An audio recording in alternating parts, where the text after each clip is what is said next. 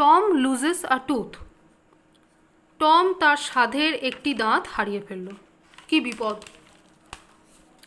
এই বিপদের গল্পই আজ আমরা পড়ব ক্লাস 9-এর ব্লিস নামক টেক্সট বইয়ের 7 নম্বর অধ্যায়, পাতার নম্বর হচ্ছে 50। এবার অন্যান্য গল্প কবিতা পড়ার আগে আমরা যেমন the author and the text এই সেকশনটা একবার করে পড়ে নিই, এখানেও আমরা পড়ব, অর্থাৎ কবি পরিচিতি বা লেখক পরিচিতি। এখানে আমাদের লেখককে মার্ক টুয়াইন। কিন্তু মার্ক টুয়াইন এটা কিন্তু একটা লোকের ছদ্মনাম। আসল নামটা হচ্ছে স্যামুয়েল ল্যাংহর্ন ক্লিমেন্স। দেখা যাক কি লেখা আছে। Mark টুয়াইন 1835 to 1910, pseudonym of Samuel Langhorne Clemens, was an American author and humorist. He wrote The Adventures of Tom Sawyer and its sequel, The Adventures of Huckleberry Finn.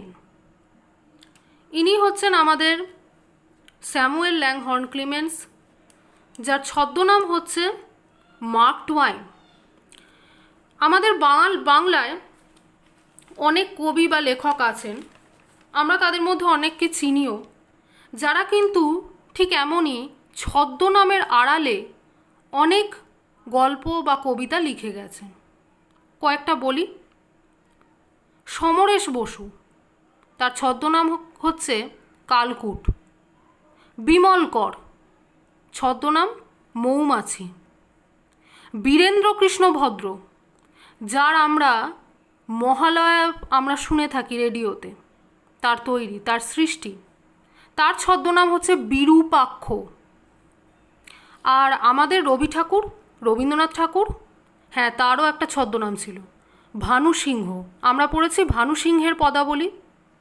এছাড়া শরৎচন্দ্র চট্টোপাধ্যায় একজন মহিলার ছদ্মনামে অনেক সময় লিখেছেন, অনিলা দেবী। এছাড়াও আছেন বঙ্কিমচন্দ্র চট্টোপাধ্যায়, যিনি কমলাকান্ত ছদ্মনাম নিয়ে লিখেছেন কমলাকান্তের দপ্তর। এনাদের মতোই আমাদের লেখক স্যামুয়েল ল্যাংহর্ন ক্লিমেন্স, ইনি মার্ক টুয়াইন ছদ্মনামের আড়ালে সমস্ত সাহিত্য কীর্তি করে গেছেন। এনার দুটো বিখ্যাত উপন্যাস হচ্ছে the adventures of Tom Sawyer এবং the adventures of Huckleberry Finn, যেটা হচ্ছে দ্য অ্যাডভেঞ্চার্স অফ টম সোয়ারের সিকুয়েল। সিকুয়েল মানে হচ্ছে পরবর্তী অংশ। যেমন আমাদের আশাপূর্ণা দেবী একটা ট্রিলজি লিখেছিলেন। ট্রিলজি মানে কি? 3টে উপন্যাস, কিন্তু 3টে উপন্যাস পরস্পরের সঙ্গে সংযুক্ত। প্রথম প্রতিশ্রুতি, সুবর্ণলতা, বকুল কথা। প্রথম প্রতিশ্রুতি সত্যবতী একটা মেয়ের জীবনী নিয়ে। সুবর্ণলতা হচ্ছে সত্যবতীর মেয়ের জীবনী নিয়ে। আর বকুল কথা হচ্ছে সুবর্ণলতার মেয়ের জীবনী নিয়ে। তার মানে 3টে জেনারেশন, 3টে উপন্যাস। এটাকে বলা হয় ট্রিলজি। আমরা এটা ট্রিলজি বলবো না, কিন্তু এটাকে সিকুয়াল বলবো। মানে অ্যাডভেঞ্চার অফ টম সোয়ার এর পরবর্তী অংশটাই হচ্ছে দ্য অ্যাডভেঞ্চার অফ হাকলবেরি ফিন। এই দুটো উপন্যাসই প্রচণ্ড বিখ্যাত হয়েছিল আমেরিকান সাহিত্যে। তাহলে আমাদের চ্যাপ্টারটা কোন উপন্যাস থেকে নেওয়া হয়েছে? অবশ্যই দ্য অ্যাডভেঞ্চার্স অফ টম সোয়ার এই উপন্যাসটা থেকেই কিছুটা অংশ নিয়ে আমাদের এই চ্যাপ্টারটা তৈরি হয়েছে।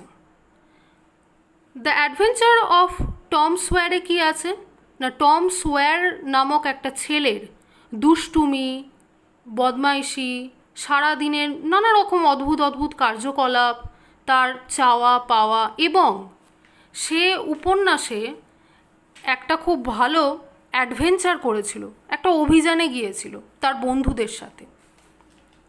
সেই অভিযানের গল্পই রয়েছে টম সোয়ার নামক বইটাতে। আর হাকলবেরি ফিন, হাকলবেরি ফিন টম সোয়ারের একটা বন্ধু হাক, তার অভিযানের কথা হাকলবেরি ফিন নামক উপন্যাসে বর্ণিত হয়েছে।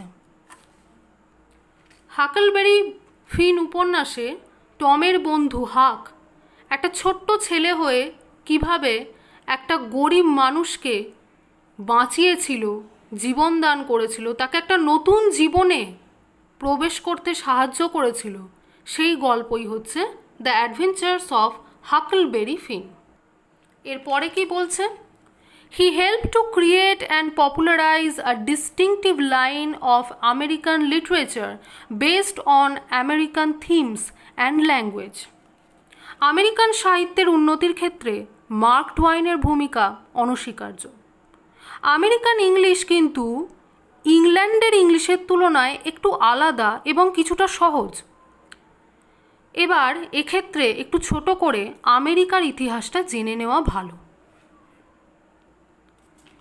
আমেরিকা কে আবিষ্কার করেছিল? ক্রিস্টোফার কলম্বাস, আমরা সবাই জানি সেটা। এবার একটা নতুন দেশ তো আবিষ্কার হলো, তখনও কিন্তু আমেরিকার নাম আমেরিকা হয়নি। একটা নতুন দেশ আবিষ্কার করার পর যেটা হয় সেটা হচ্ছে পৃথিবীতে অন্যান্য যে সমস্ত দেশ, বিশেষত যে সমস্ত দেশ ধনী দেশ, তারা চেষ্টা করবে ওই যে পরিত্যক্ত যে দেশটা, যেটার এখনও নাম হয়নি, যেটাতে সেরকম লোক থাকে না, সেই রকম দেশটাতে সবাই মিলে গিয়ে উপনিবেশ স্থাপন করা যায় কিনা। ইউরোপ মহাদেশের অন্তর্গত যত দেশ ছিল, England, France, Italy, Spain, Portugal, তো এই সমস্ত যত দেশ ছিল তারা সবাই মিলে চেষ্টা করলো আমেরিকায় গিয়ে উপনিবেশ স্থাপন করার। কিন্তু জিতল কে? ইংল্যান্ড। ইংল্যান্ডই শেষ পর্যন্ত জিতল।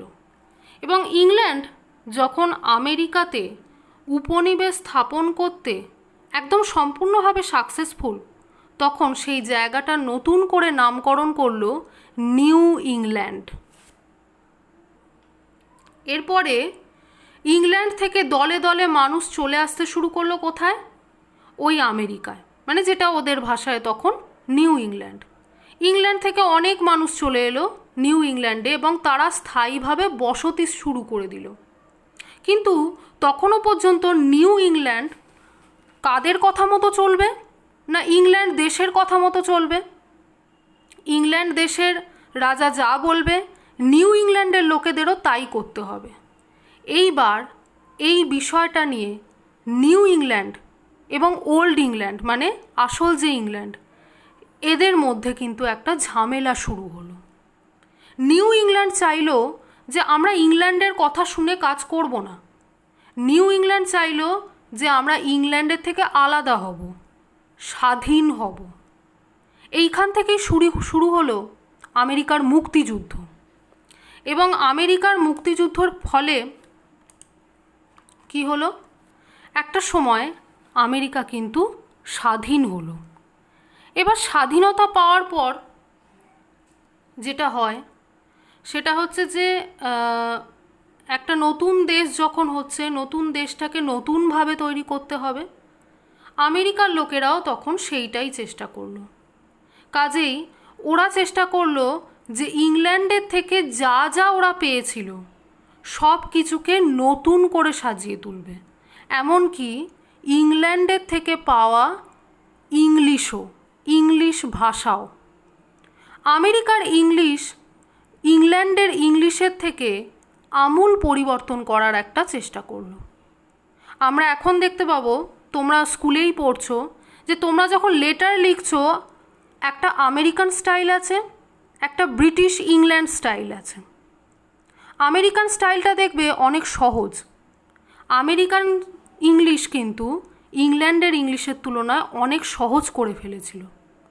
ভাষা, grammar, spelling, the format of letter writing, essay writing, everything, সমস্ত দিক দিয়ে কিন্তু নিউ ইংল্যান্ড আমেরিকা, সে কিন্তু ইংল্যান্ডের তুলনায় একদম সব কিছুকে আমূল পরিবর্তন করার একটা চেষ্টা করেছিল এবং তার মধ্যে ইংরাজি ভাষাটাও ছিল। এরপর আমরা সরাসরি চলে যাব টেক্সট। আমাদের 50 পাতায় টেক্সট রয়েছে, তো শুরু করছি টেক্সটটা। Tom always found Monday mornings to be miserable. Monday began another week slow suffering in school. টমের কাছে সোমবারের সকালগুলো ভীষণ অসহ্য। সাধারণত রবিবার বাদ দিয়ে সব সকালবেলা ঘুম থেকে উঠে বাচ্চাদের প্রথম যে ভাবনাটা হয় সেটা হলো আজ তো স্কুল। এবার সোমবার সকালে এই কষ্টটা আরও বেশি হয়। কেন বেশি হয়? কারণ সোমবার থেকে রবিবারটা কিন্তু অনেক দূরে। সোমবার সকালে ঘুম থেকে উঠলে আমাদের মনে হয় যে এ বাবা, এইবার সারা সপ্তাহের যন্ত্রণা যেন শুরু হলো। টমেরও কিন্তু এইটাই মনে হচ্ছে। Monday began another week slow suffering in school. চলো, সোমবারে সকালবেলা উঠে সারা সপ্তাহের স্কুলের যন্ত্রণা শুরু হলো। টম লে থিঙ্কিং। টম শুয়ে শুয়ে ভাবতে লাগলো। Presently he wished that he was sick. হঠাৎ মনে হলো, ইস, এখন যদি আমি অসুস্থ হতাম তাহলে কতই না ভালো হতো। Then he could stay home from school. তাহলে তাকে আর স্কুলে যেতে হতো না, বাড়িতেই থাকতে পারত। He investigated his body with the hope of finding some element. তখন সে শুয়ে শুয়ে ভাবতে লাগলো, আচ্ছা, কোনোভাবে কি আজকে আমার শরীরটা খারাপ লাগছে? যদি কোনোভাবে শরীরটা খারাপ লাগে, মানে একটু টুকটাক সর্দি কাশি বা জ্বর, বা হয়তো পেটটা একটু ব্যথা করছে, বা পাটা একটু টনটন করছে, মাথাটা একটু ঝনঝন করছে, এই রকম যদি একটু কোনো শরীরের খারাপ যদি দেখা দেয় তাহলে আমাকে আজ আর স্কুলে যেতে হবে না। He thought that he had found symptoms of stomach trouble. হঠাৎ করে মনে হলো, আরে, পেটটা যেন একটু ব্যথা ব্যথা করছে না? He began to grow hopeful. আহা, তাহলে আশার আলো আছে। এইটা যদি বাড়তে থাকে, এই পেটের ব্যথাটা যদি বাড়তে থাকে, তাহলে আজ আর স্কুল যাওয়া হবে না। However the symptoms soon গ্রিউ feeble and wholly went away. কিন্তু তার কিছুক্ষণের মধ্যেই পেটের ব্যথাটা কোথায় যেন চলে গেল, মিলিয়ে গেল, সব যেন ঠিক হয়ে গেল। যা, টম থট ফার্দার। টম তখন আরও একটু ভাবছে যে এই রে, পেটের ব্যথাটা মিলিয়ে গেল। Suddenly he discovered something. হঠাৎ করে কিছু একটা মনে হলো। One of his upper front teeth was loose. আরে, ওপরের পাটির দাঁতটা নড়ছে না। He felt lucky. বাহ, তাহলে তো ভালোই হলো। He was about to groan when it occur to him that if aunt Polly was to know she would surely pull it out and that would hurt. তখন ও ভাবছে যে এবার চিৎকার করে আন্ট পলিকে ডাকি। বস্তুত বলে রাখি, টমের কিন্তু কোনো মা বাবা ছিল না। টম তার কাকিমা, যার নাম হচ্ছে পলি, তার কাছে থাকতেন। এবং টমের একটা ভাই ছিল, একটা বোন ছিল। টমের ভাই হচ্ছে সিট, আর টমের বোন হচ্ছে ম্যারি, সম্ভবত এর পরে আছে ম্যারি। তো এই হচ্ছে টমের পরিবার। তো এবার তার মানে টমের গার্জেনকে না, obviously aunt Polly. Tom was about to groan when it occur to him that if aunt Polly was to know she would surely pull it out and that would heart.